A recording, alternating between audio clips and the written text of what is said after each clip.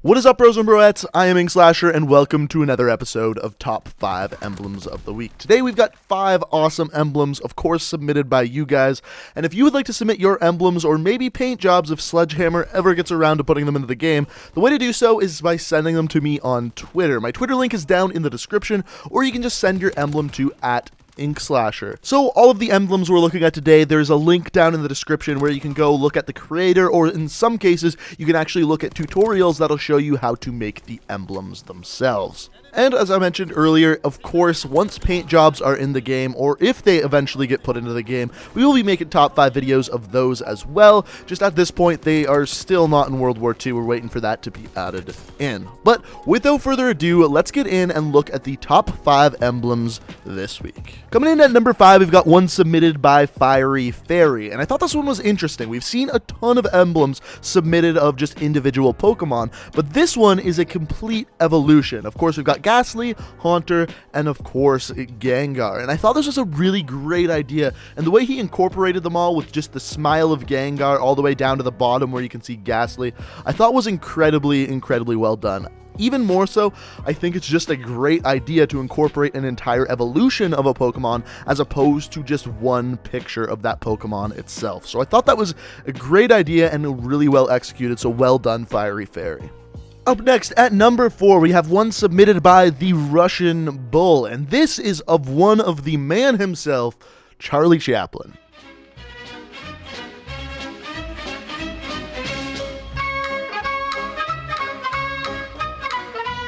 Now, of course, if you don't know who Charlie Chaplin is, or you couldn't tell by the video I just played, he was a silent film star back mainly between the 1920s and 1930s. And when I say star, I mean legitimately star. He was one of the first big movie stars ever to exist. He was in, at the time, almost all of the big silent movies at the time.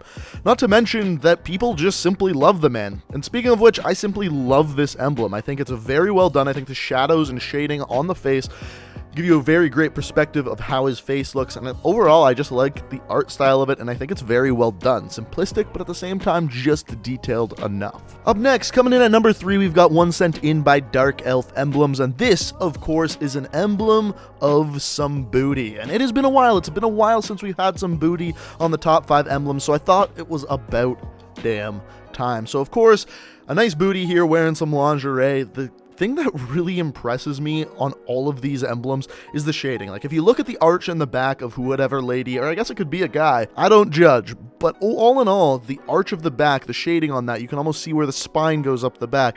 The shading underneath that booty is just exceptionally done, and just all in all, it's a very well put together emblem. The next 2 emblems between number 2 and number 1 were next to impossible to decide which one was better, but at number 2 we have one by Babyfoot. Now, this guy has some of the best emblem tutorials on YouTube. Like I said, I linked his channel down in the description, and this emblem is just fantastic. Of course, it's of Spiderman, and the face in general, the amount of detail, the texture put on the face, the shading is absolutely fantastic, but more than anything, what impressed me about this emblem was the eyes on Spider-Man's face. The reason being, the reflection in them makes him look just so chrome, so perfect, and so sleek.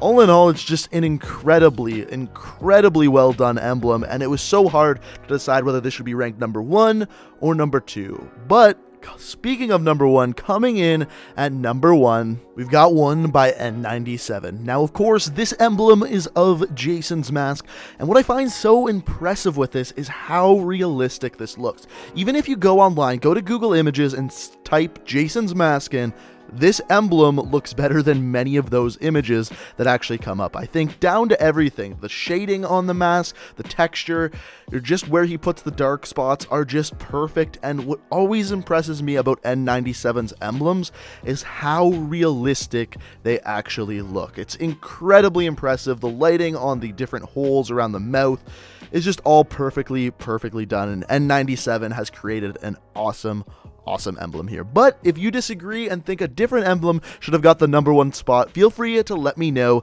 down in the comments below. Also, if you enjoyed the video, it would be very greatly appreciated if you could hit that like button. It always helps out the channel. It's always very greatly appreciated. Also, if you like what you see and you want to stay up to date on all my videos, the best way to do so is by hitting that subscribe button. And as I mentioned earlier, if you would like to submit your emblems or maybe in the future some paint jobs, the way to do so is send them to me on Twitter. As I mentioned earlier, the link is down in the description, or you can just search at Inkslasher. But guys, I hope you enjoyed the video. Thank you so much for watching, and until next time, peace out.